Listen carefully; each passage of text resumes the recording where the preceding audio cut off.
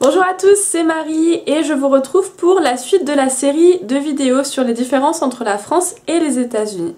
Donc aujourd'hui, je vais vous parler d'une autre différence entre la France et les États-Unis, celle des sujets tabous. Alors en France par exemple, on est assez ouvert sur le sexe, on est assez ouvert sur la politique. Pendant les repas, notamment familiaux, de temps en temps, ça peut un petit peu s'emporter sur tel parti politique ou tel président, etc. Il faut savoir qu'aux États-Unis, ce sont deux sujets qui sont très tabous. Avant que je parte aux États-Unis, l'organisme nous avait dit il y a des sujets à éviter dans votre famille d'accueil pour que tout se passe bien. Le premier sujet, la politique. Le deuxième sujet, le sexe. Alors pour la politique, c'est vrai que c'est toujours un petit peu délicat, surtout quand vous tombez soit dans une famille démocratique et que vous êtes plutôt républicain ou républicaine et que vous êtes plutôt démocrate. Donc voilà, c'est un peu toujours compliqué. C'est vrai que de temps en temps, il faut un petit peu garder ses opinions pour soi, surtout quand vous savez que vous allez y rester qu'un an et que vous voulez vraiment que les choses se passent bien. Ce serait des fois vraiment bête de se brouiller à cause d'opinions politiques, surtout que c'est une aventure quand même de fou, donc voilà. Par contre pour le sexe, c'est vrai que c'est très tabou chez eux et ils ont énormément de problèmes par rapport à ça, notamment du fait qu'ils n'en parlent pas. Les jeunes en fait expérimentent par eux-mêmes et c'est-à-dire qu'ils ont beaucoup de problèmes avec les jeunes filles qui tombent enceintes. Je connais beaucoup d'américaines qui se sont mariées très tôt, c'est-à-dire avant 20 ans et qui ont eu leur premier enfant avant 20 ans et j'en connais même qui ont eu 2 enfants avant qu'elles atteignent leurs 20 ans, 22 ans. Donc c'est quand même super tôt et il y en a beaucoup qui ont des enfants alors qu'elles sont encore au lycée, c'est-à-dire qu'elles n'ont même pas l'équivalent du bac. Donc voilà, chez nous c'est vraiment pas comme ça que ça marche. Nous on a beaucoup de publicité, on est très ouvert sur le sexe, tout le monde en parle. Si c'est pas avec vos parents, ce sera avec vos copines, voilà.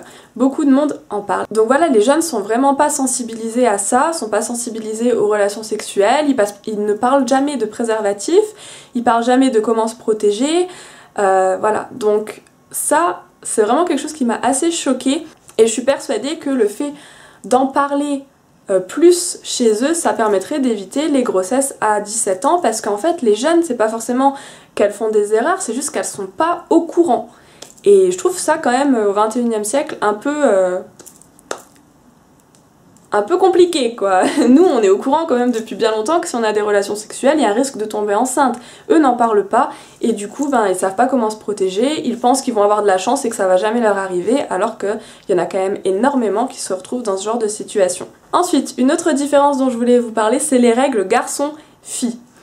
Alors c'est assez drôle parce que quand je suis arrivée dans ma famille d'accueil, la première chose que ma mère d'accueil m'a expliqué c'est les règles par rapport aux garçons, c'est-à-dire pas de garçon dans la maison tant qu'il n'y a pas une autre personne de la famille qui est présente, une personne majeure, donc c'est-à-dire soit les parents, soit moi j'avais ma sœur d'accueil qui était majeure, donc si elle était là je pouvais recevoir des garçons, même que des potes, hein. C'est-à-dire toutes sortes de garçons, que ce soit votre copain ou juste vos potes, s'il n'y a personne d'autre dans la maison, moi j'avais pas le droit de recevoir de garçons. Et bien sûr, oulala, surtout ne montez pas dans ta chambre, enfin ne monte pas dans ta chambre avec un garçon, ne ferme surtout pas la porte. Voilà, donc c'est toutes des règles qui m'ont un peu fait rire quand on sait que nous on fait pas mal de fêtes ou d'anniversaires à partir du collège, lycée où on invite des filles et des garçons et que moi j'avais l'habitude avec mes potes du lycée de dormir sur place, ça nous permettait de pas avoir à appeler nos parents à 2 h du mat pour qu'ils viennent nous chercher, qu'on dormait chez la personne qui nous invitait et bien sûr tout le monde dormait sur des matelas avec des sacs de couchage et tout le monde dormait dans la même pièce qu'on soit fille ou garçon. Parce qu'apparemment les Français savent mieux se contrôler que les Américains et ça me fait toujours rire parce qu'ils n'ont pas beaucoup évolué de ce côté-là. C'est-à-dire que pour eux, à partir du moment où il y a une fille et un garçon dans une pièce, ils sont persuadés qu'il va se passer quelque chose et ils ont tellement peur que la fille tombe enceinte, etc. qu'ils l'interdisent complètement. Alors que nous, on se retrouve quand même assez régulièrement dans des pièces seules avec des garçons sans que tout le monde se saute dessus. Donc voilà, c'est assez drôle et j'aimerais bien d'ailleurs avoir l'avis d'autres étudiants d'échange qui sont partis aux États-Unis sur ce sujet parce que je pense que c'était pas du tout que dans ma ville ou que dans ma famille, j'ai entendu beaucoup de familles avec ces règles-là par rapport aux garçons. Donc ça m'intéresserait de savoir dans les autres états ou sur la côte est ou la côte ouest comment ça se passait dans vos familles, vous les autres étudiants d'échange, parce que je trouve vraiment que ces règles sont hilarantes.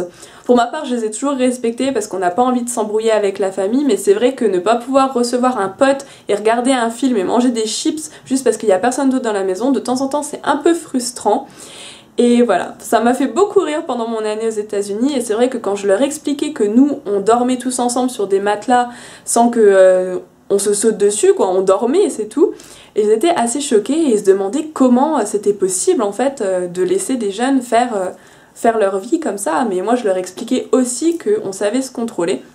Et voilà, enfin, ça m'a fait beaucoup rire pendant mon année aux États-Unis. Et c'est vrai qu'avec l'autre étudiante d'échange qui était avec moi, on en a aussi beaucoup ri. Et voilà, donc j'espère que ces petites anecdotes vous font un peu sourire. Si jamais cette série vous plaît et que vous avez des questions, que vous voulez en savoir plus sur les États-Unis, eh bien laissez des commentaires en dessous de la barre d'infos et moi j'y répondrai. Vous pouvez même m'envoyer un email si vous voulez.